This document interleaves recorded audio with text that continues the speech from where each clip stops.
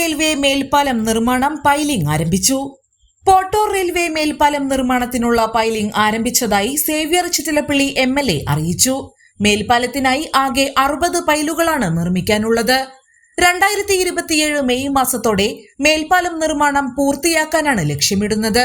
Test പൈലിംഗും pile load ടെസ്റ്റും ഏപ്രിലിൽ പൂർത്തിയാക്കിയിരുന്നു.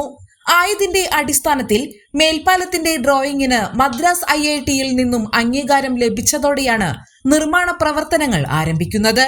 Railway സ്പാനിന്റെ design approval റെയിൽവേയിൽ നിന്നും ലഭിക്കുന്നതിനുള്ള നടപടികൾ പുരോഗമിച്ചുകൊണ്ടിരിക്കുകയാണ്. സർവീസ് റോഡിലെ കൾവേർട്ടിന്റെ നിർമ്മാണം 95% പൂർത്തീകരിച്ചു. 360 മീറ്റർ നീളത്തിൽ നിർമ്മിക്കുന്ന മേൽപ്പാലത്തിൽ 7.50 മീറ്റർ വീതിയിൽ റോഡും 1.50 മീറ്റർ വീതിയിൽ ഫുട്പാത്തും ഉണ്ടാകും.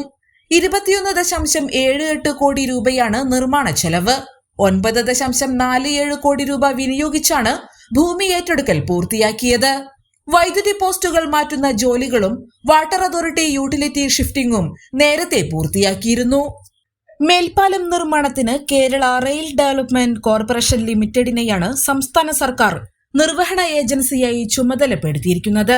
മേൽപ്പാലം നിർമ്മാണം കാലതാമസം കൂടാതെ പൂർത്തിയാക്കാൻ അധികൃതർക്ക് നിർദ്ദേശം നൽകിയിട്ടുണ്ടെന്ന് സേവ്യർ ചിറ്റിലപ്പള്ളി MLA പറഞ്ഞു. പൈലിംഗ് സ്ഥലത്തെത്തിയ സേവ്യർ ചിറ്റിലപ്പള്ളി MLA-യോടൊപ്പം Puzhakkal block panchayat president Lakshmi Vishwambharan, Puzhakkal block panchayat member Neethu Kannan, Koladi gramapanchayat അംഗങ്ങളായ അജിത് കുമാർ, സാരംഗ് മറ്റത്തൊളി, പ്രകാശ് D ചിറ്റിലപ്പള്ളി, ലിനി കുട്ടികൃഷ്ണൻ, നിജ ജയകുമാർ, ഉഷ രവീന്ദ്രൻ, കോലടി ഗ്രാമപഞ്ചായത്ത് CDS ചെയർപേഴ്സൺ സുജാത മുരളീധരൻ എന്നിവരും സന്നിഹിതരായിരുന്നു. നാട്ടുവാർത്ത ന്യൂസ്.